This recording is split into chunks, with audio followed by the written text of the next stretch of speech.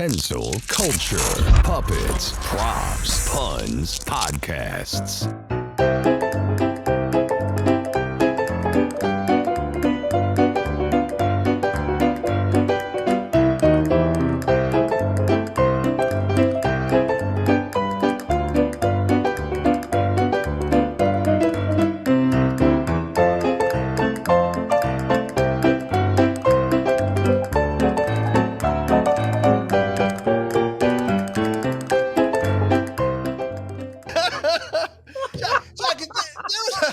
There was an episode of Family Guy. They're going to put you in a box either way, okay? There was an episode of Family Guy where they're telling jokes like this, and they went on a trip to find out who's writing all these jokes.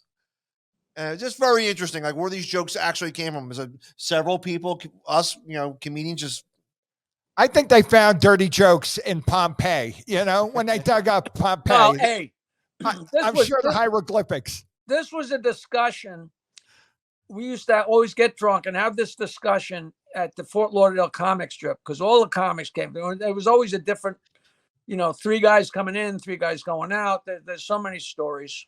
It's so funny because nobody's really written a book or told too many stories about the Fort Lauderdale comic strip because so many people would be in trouble with their families, their wives, whatever. But it was kind of a sour thing because Richie Tinkin, rest his soul, who owned the comic strip, opened the comic strip in Fort Lauderdale, and an old friend of his from the Bronx, Joe Mullen, ran it. And then after like 10 years or 5 years, Richie found out the guy had been robbing him blind the whole time. One of his best friends, which it's happened to all of us, happened to me recently. But that kind of soured the whole thing. So nobody really talked or told stories about the place that much. But they skimmed it out of business, huh? Yeah, it's just that's how it works. If you're doing something that's cash, well, we talk about 2 seconds before that because Woody Woodbury. Woody Woodbury used to come over there and steal jokes from me, and I'd go see him where he worked and steal jokes from him. He's like, he's 98 and still doing shows out in California. Unbelievable. He used to have like a club that you could join, like, alcohol is great for you. And he'd have it was a drinking club. I still have my card. It was like I have that same, yeah. I mean, it came with an instruction book, right? Right. And he sat there at the piano with a fucking bourbon glass, the size of a dwarf. He was such a character, such a great character. And we wrote back and forth. It was so mean, that was a style for a while. There were a couple people, the 2 women who did it, who would sit at the piano like Pearl Williams and Belle Barth. Yeah, that Belle Barth, and they were both like organ comedians. Like we have guitar comedians. They were B3 organs. Belle Barth played the accordion. Pearl Williams played the piano. She had all the stuff is on the web. It's so funny. Pearl Williams weighed like 400 pounds, and her album was called A Trip Around the World Is Not a Cruise. And they said that she'd sit at the piano, 400 pounds, sit at the piano, and for her finale, she'd make the piano disappear. But their jokes were so great, and Pearl Williams, they would do jokes, only instead of saying pussy, they would say knish. I've been telling jokes on Mark Simone, like I'm a dyed-in-the-wool liberal, and I hate Trump, but me and Mark Simone go back 40 years to the old days of the other end and the whatever it's called, the place in the Village when I used to host shows there, and I tell jokes on his show, and I just refer to it as a knish. And it's so funny because you just can, Give me a little knish. I don't know what a knish is to just know, do the math. But it was Yiddish, so it was cool. It's like a Jewish pastry.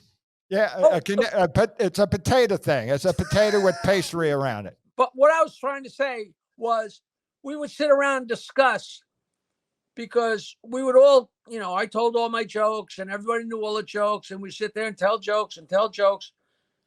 I never met anybody who claimed, or even claimed to know anybody who claimed to have written any of the classic jokes. We're just going to ride them into town and try and get girls, or Dirty Johnny, or any of those classic jokes. They've been around since the beginning of time, and I've watched them evolve. I've seen, and I've gone back and found jokes in the Gershon Legman books. Yeah. I'm a student of this stuff. I mean, I love that all of a sudden the world is up in arms, because I found out that going back to the 50s, that priests have been fooling around with the boys. I'm like, what the fuck is wrong? Go back and look at a joke book from the year 1200. 2/3 of the jokes in there are about the bishop buggering the altar boys and the altar boys buggering the priests. This shit's been going on since the beginning of time. Like, oh, they're doing what? Yeah, you're putting a man and another man in a house and locking the door and say, don't do anything wrong. Like, you idiots. But these jokes have been around since the beginning of time. The farmer's daughter could have been the Pharaoh. The farmer's daughter could have been the Pharaoh's daughter. It could have. Yeah, they went back. So Dolly Parton, or the jokes that were about Elizabeth Taylor, or the jokes that were, I hate, like, the aristocrats. Like, I hate jokes that get referred to by their punchline. Okay. Because it destroys everything. Yeah. I'm going to tell you. Moisha Diana's a jerk off. You remember that? The carriage. I know the aristocrats joke is in the telling of it, because it's just your examples. But the other version they tell in the film about the three elderly ladies are auditioning for the talent agent, and they do everything beautiful, and the tears are in his eyes. And the punchline was, "My God, what a great act! What are you called?" And she says, like, "The motherfucking assholes." Right, right. It's the opposite. Right. That's funnier. Gotta love. But so if you know the way these things work, I got told a joke in 1979 by I think Adam Leslie told me this joke, and I just loved it. And I had just gotten to be friends with Jerry Cooney, and it was a fighting joke. And actually I told the joke at the Don, what's his name with the hair? Don King. The Don King. With Cooney, tell people who Cooney was. Jerry Cooney was the Great White Hope. He was he was a boxer that was really doing well, like in 1980. I don't know how far he got, but I think he hung around the comedy club, and he had a club of his own right out there on Long Island, on Farmingdale, right? Well, the club, he didn't own it. His brother was half owner of the club where me and Minervini literally started comedy on Long Island. A place called Cinnamon, which is where I actually recorded my first album. But so let me tell you, so this joke, it's 1958, and it's the heavyweight championship of the world. And it's Ingemar Johansson and Floyd Patterson. And the announcer comes out, walks in the middle of the ring, and the microphone comes down. He says, "Ladies and gentlemen, welcome to Madison Square Garden for the championship boxing match of the world. In this corner, weighing 220 pounds, in the black shorts, the challenger from Sweden, Mr. Ingemar Johansson." Everybody, yeah. And in this corner, we have the champion, weighing 215 pounds, in the white trunks, the champion, the great Floyd Patterson. Yeah. Before we begin the bout, we have to sing the national anthem, the lovely Kate Smith. And a guy sitting ringside says, "Kate Smith, that fat cunt, she sucked every cock on the East Coast." And the announcer goes, "Nevertheless." So it turns out that joke is a classic that's been around for all time. Okay. I had no idea. I told that joke at the roast, but I bombed. And number one, it was way too long a joke for a roast. And like an idiot, I'm at the podium.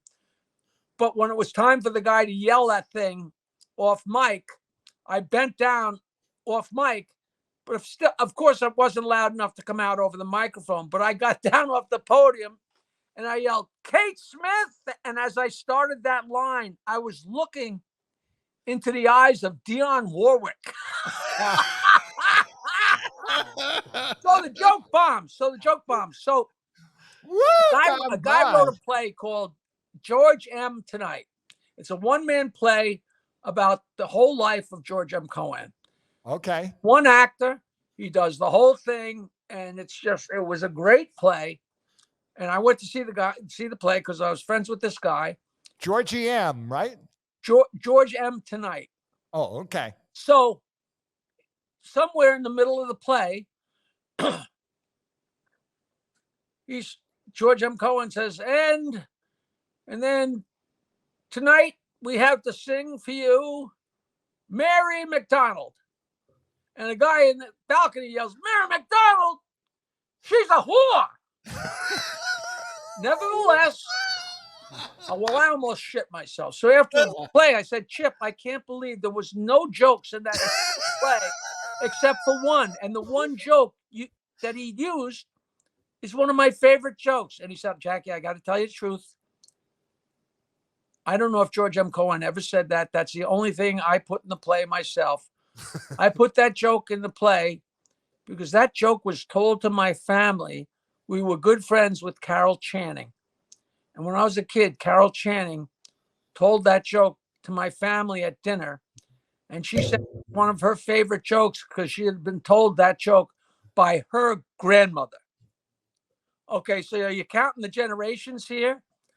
It turns out that joke has been around for all time, and it keeps popping up. I saw it in Louis B. Mayer owned a chain of theaters in Connecticut, and and Charlotte. He's from Canada. Charlotte's going to sing "She's a Whore," nevertheless. And they said, I've never seen this, but supposedly Gene Rayburn was doing one of the game shows, and he had on some other celebrity, like not Bob Crane, but some other celebrity, where they have a celebrity and a street person. And they asked her something, and she responded, nevertheless. And the two of them hit the floor. They went down. I mean, that's been around forever. And Alec Baldwin recently put out a book called Nevertheless. And I'm like, Jesus Christ, is that a coincidence? And I read the whole book. And at the very end, he said, well, the name of this book, and he does a version of that joke, which is just classic. But, I hate saying to somebody, have you ever heard Nevertheless? Because, I went out and I did an episode of Leverage. And after we got done with taping the show, it was Timothy Hutton's show. And we're sitting around. And I told him that joke, and he almost did a fucking backflip. He laughed so hard, It's just that the one where you were a clerk, or you were a clerk. Yeah. I was watching that with two clerk in the basement. Yeah, I was watching that with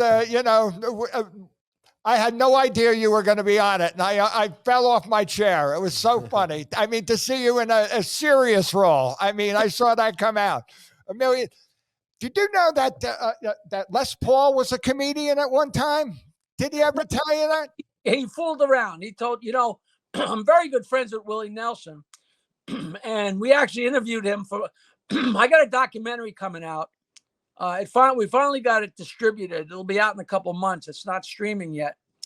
But we went and spoke to Willie Nelson to get him for the documentary. But the year before, I'm good friends with him and good friends with his daughter. And I said, I really want somebody to videotape me and Willie telling jokes. We still email jokes back and forth constantly. And so I went to see him, and she turned off the air conditioner in the bus and locked the door. And me and Willie sat there for 10 or 15 minutes. and she videotaped us. So we're telling jokes, but we're talking. And, you know, I played guitar and told songs. I sang songs and wrote songs and told jokes in between. I did that for forever and ever. And he's telling me about, yeah, I used to play with Ray Price. I was the bass player in Ray Price's band. And, you know, I used to go out before the band with my guitar and sing a couple songs and tell a few jokes. I said, you got to be kidding me. I mean, that's what I did forever now. I'm no Willie Nelson, but that's what I did. And we're laughing. He had such a great sense of humor. And he told me that Roger Miller was the funniest guy that ever walked. And, you know, we had just such a great conversation. Yeah, he said, Roger Miller said, he wrote a musical. He had Roger Miller, and he was on all those shows during the 60s. You know, that was a monster hit, that one that Roger Miller had. King of the Road. King of the Road, yeah. Oh, yeah. I identified. Oh, he was, you know, a real character. And there was another guy, little Johnny, little Willie, little Jimmy, somebody. No, little Jimmy Dickens. Little Jimmy Dickens. Yeah. Like Willie would go on and on about these guys. Just so much fun. Yeah, Les Paul was Red Hot Red for a couple of years. Do you know? I don't know if you know. Was he a clown too? A rodeo clown for a while? I don't know. I've never really read his autobiography. I don't even know if there is one. It's a shame I don't know that. Would you admit that?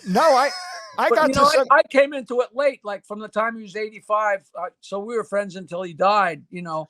But I went down there. I lived on 56th and Broadway, and he was 51st and Broadway. So I go down there, and I got up on stage with him so many times, and we would have so much, just crazy. And I don't know if you, all my stories lead to so much. So he had a great guitar player, and at some point, after about the second or third time I was there, I went in the green room and I said, listen, you guys are world-class guys. I mean, Frank Vignola was Les Paul's guitar player, which is like being Dolly Parton's tit stand-in. You know, like, I'm like, does it bother you that I come up and tell these jokes? And he said, are you kidding? You bring so much energy to the stage. We live for that. It's great.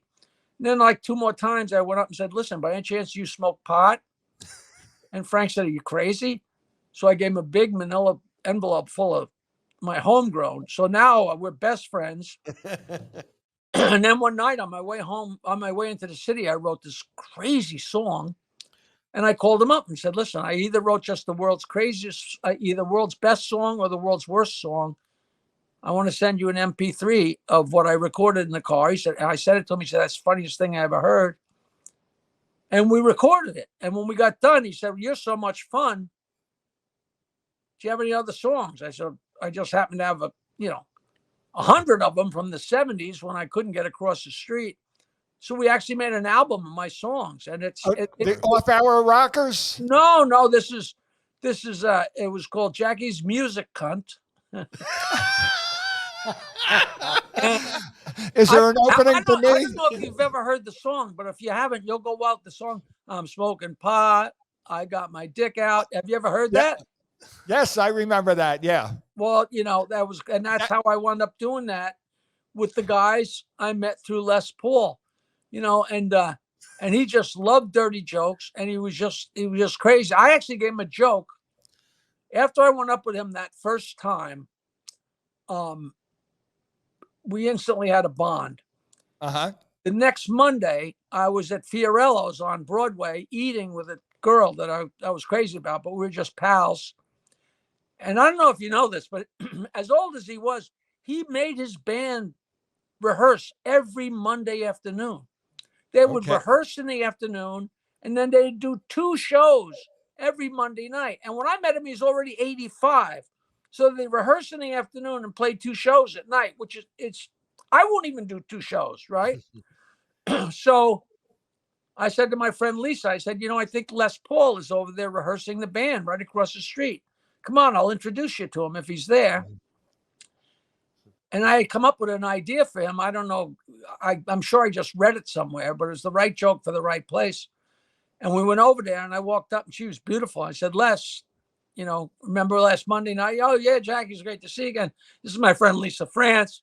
Blah blah blah. I said, listen, I got a joke for you to use in your act if you want to use it, because he had a female bass player. Okay. She was from Australia, and she was so cute. I don't even know if she was playing with him yet, but it wound up being so perfect. But he loved to play sexy songs or tell, and flirt with the women in the audience. He'd blow his nose on a handkerchief and then hand it to the girl and say, I'll see you later, stuff like that. Great, great, stupid stuff.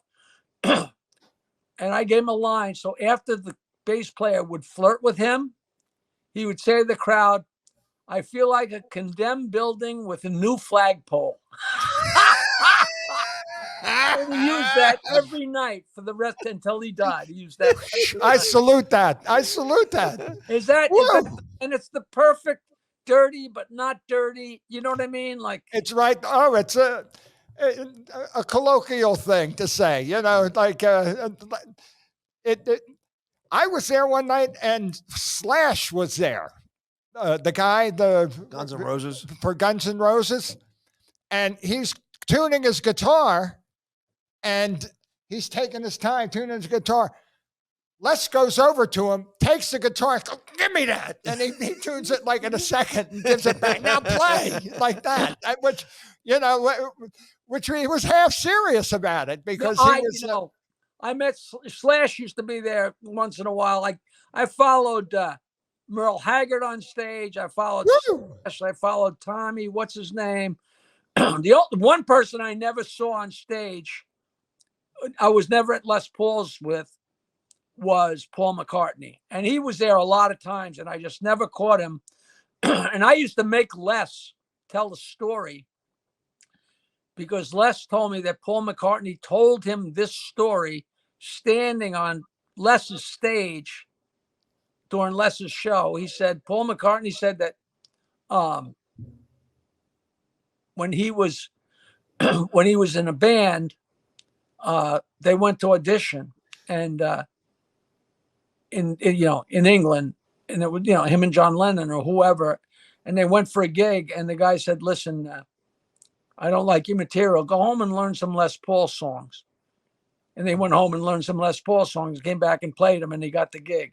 Which, How High the Moon? Even if he made it up, even Paul McCartney going to the trouble of making it, you know what I mean? It was great. I heard that story before. With they told him to listen to something like How High the Moon, because they thought that I think it was Decca Records. They went to Decca Records, and that's what they got turned down. They said, well, we don't like that sound, and and the rest is history, I guess. Man, Les was he was an engineer. He was an engineer, and him and Tony Bon Jovi got along really well because they would talk. Les invented reverb and then put it in the brick. He put it in the brick in his wall for like 5 years and never. Is Tony still around? Oh yeah, he's down in Fort Lauderdale, and he was just up here, and he's he's living a life of Tony. He's he's. When are we going to do that Christmas cartoon? That's right, the Christmas tree. The Christmas tree. I think he sold that to somebody. He'd been beating that one to a horse, man. People don't believe in Jesus anymore. And it's going to have to be changed around to Kwanzaa or something. But no, he's doing good down there. You got I met a million people who I had to act subservient to because you couldn't be like I was there, but this was at the recording studio. I took you there a couple of times too. Yeah, and PowerPoint, Powerhouse, Power Station. Power Station. Yeah, and they even had a group named after him and everything. I talk to Tony all the time. He's he's out wheeling and dealing. He'll always be. He's very inspirational. Okay, he's always on the phone. There's nothing better than these characters that we meet along the way. There was a guy named Frankie Ray Pirelli, who just wrote me a letter at the Stern Show, And I answered, and we wound up being pals till the day he died. And you can't even make it up. He was friends with Lenny Bruce, and he had an all-female orchestra that he managed and an all-midget audience that he managed. And for a while, he managed Hunts Hall. And him and his partner, Aldo, and what were they called? Alto and Ray, or whatever they were on. Ed Sullivan a couple times.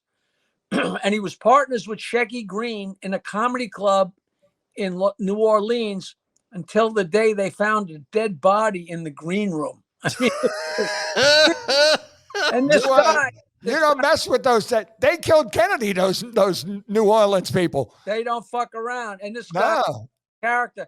And once in a while, I just get in the mail an envelope full of his memorabilia shit, and it'll be old 8x10s and menus and stuff from Las Vegas and Los Angeles, and it's just phenomenal crap. I still, I go through it and I'm like, I can't, and I know he had a whole house full of it, and he passed away, and I have no idea what happened to him. Hey, did you ever hear this guy Cliff Nesteroff? Yeah, he wrote the book on comedy. Oh, so you guys have seen that? Because I met him on John what do you call it, show, and I said, Cliff, I got a guy you gotta talk to. This guy Frankie Ray Pirelli. He said Frankie, and he had already interviewed him 3 times. And I'm talking about that is as deep into the annals of show business. Go. That's crazy.